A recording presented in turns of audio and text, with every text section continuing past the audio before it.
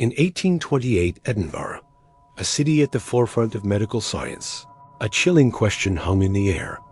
What is the price of a human body? For two men, William Burke and William Hare, the answer was between 7 and 10 pounds. This is the horrifying true story of how they cashed in, not by robbing graves, but by creating their own supply of fresh corpses. Our story begins in November 1827 at a dingy lodging house in Tanner's Close, a squalid corner of Edinburgh's West Port. The house was run by William Hare and his partner, Margaret Laird. One of their tenants, an old army pensioner named Donald, passed away from natural causes, still owing Hare £4 in rent. Hare was furious. How could he recoup his losses? His friend and fellow Irish immigrant, William Burke, had a dark yet brilliant idea. At the time, Edinburgh's medical schools, particularly the anatomy classes, were booming. The demand for cadavers for dissection was immense, far outstripping the legal supply, which was limited to the bodies of executed criminals. This shortage created a grim black market, dominated by resurrection men, or body snatchers, who would dig up freshly buried corpses and sell them to anatomists. Burke suggested they could sell Donald's body to one of these anatomists. Why let a perfectly good corpse go to waste in the ground? So that night, they prized open the coffin, removed the body, filled the casket with tanning bark, and resealed it. The coffin was buried as planned, with no one the wiser. Under the cover of darkness, Burke and Hare transported Donald's body to the prestigious anatomy school, run by the renowned Dr. Robert Knox at Surgeon Square. They nervously presented their product to his assistants. To their delight, Dr. Knox's men asked no questions and paid them £7 and 10 shillings. It was a fortune for men like them, more than they could earn in months of honest labor.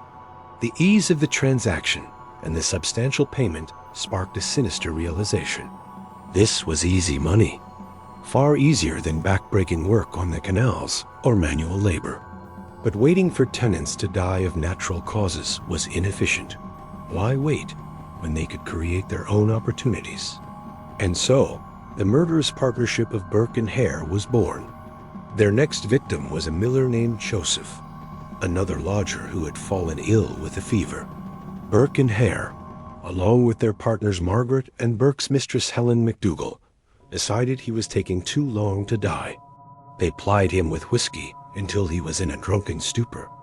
Then, while Hare held him down and covered his mouth and nose, Burke, the physically stronger of the two, lay across his chest, using his body weight to compress the ribcage and suffocate him. This method, which would later be known as Burking, left no obvious marks of violence, making the death appear natural perfect for their trade. They sold Joseph's body to Dr. Knox for £10. The pair grew bolder. They began to actively lure victims back to their lodging house. Their targets were often the vulnerable and marginalized people of Edinburgh's underbelly, the poor, the elderly, the intoxicated, people whose disappearance would likely go unnoticed. There was Abigail Simpson, a salt seller lured from the street with the promise of a drink. After getting her drunk, they murdered her and sold her body. Then came an English traveler, who they killed in the same manner. The money kept rolling in, and Dr. Knox kept buying, his fresh subjects becoming a point of pride in his anatomy lectures. Did he suspect? He must have. The bodies were too fresh, too unmarked by illness or the process of burial and exhumation. But in the competitive world of 19th century anatomy, Knox had a significant advantage over his rivals. He chose not to ask questions. The killing spree continued throughout 1828. They murdered Mary Patterson, a beautiful 18-year-old known on the streets of Edinburgh, along with her friend Janet Brown. They managed to kill Mary, but Janet escaped after becoming suspicious. Mary's body was so fresh and well-preserved that one of Knox's students actually recognized her. When concerns were raised, Knox dismissed them, reportedly preserving her body in whiskey for 3 months before dissection. Their most famous victim was a young man with a physical disability known as Daft Jamie. Jamie was a familiar and well-liked figure around Edinburgh. He was intellectually disabled, but strong and fought back fiercely. It was a struggle, but Burke and Hare eventually overpowered and murdered him. When Jamie's body appeared on Knox's dissection table, several students recognized him immediately. The whispers grew louder. How could someone so well-known just disappear and turn up here? Knox, however, denied it was him and proceeded with the dissection quickly to destroy the evidence. The total number of victims is believed to be 16, though the exact figure is uncertain. The killing spree lasted for almost a year. Burke and Hare became sloppy, their greed and constant intoxication making them careless.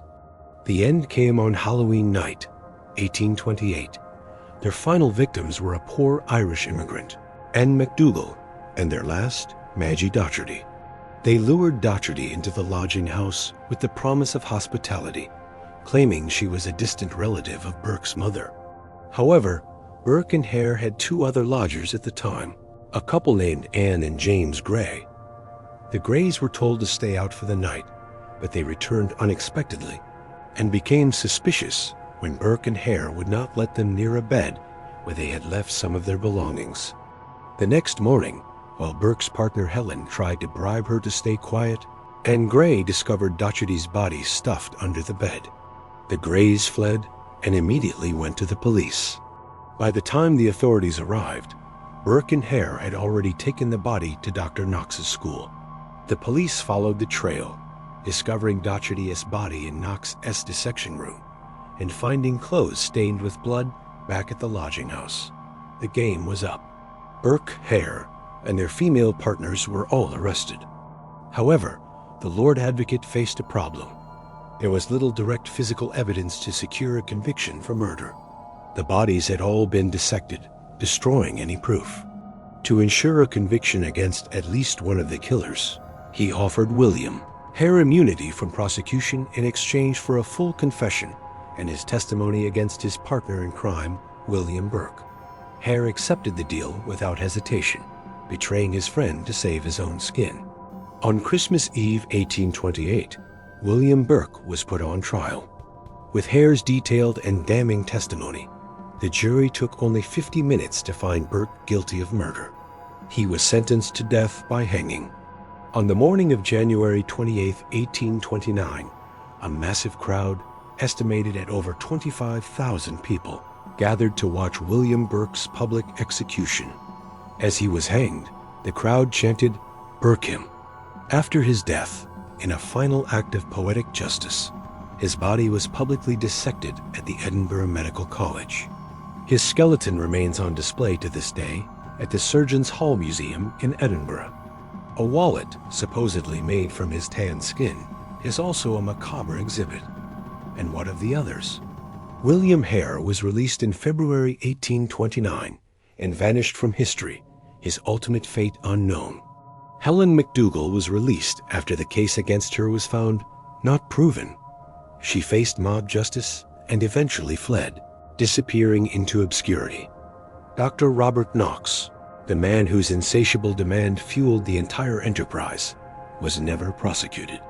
He was publicly vilified and his career was ruined, but he escaped legal punishment. The Burke and Hare murders sent shockwaves through Britain. The case highlighted the desperate need for a legal and adequate supply of bodies for medical study.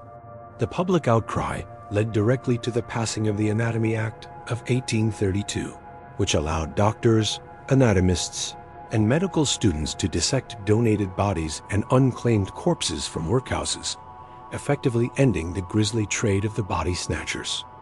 The legacy of Burke and Hare is a dark chapter in the history of medicine, a chilling reminder of how scientific ambition, when unchecked by morality, can lead down a terrifying path.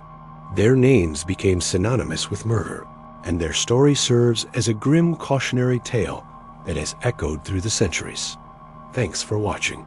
If you found this dive into history fascinating, don't forget to like this video, subscribe to the channel, and hit the notification bell so you don't miss our next story. See you next time.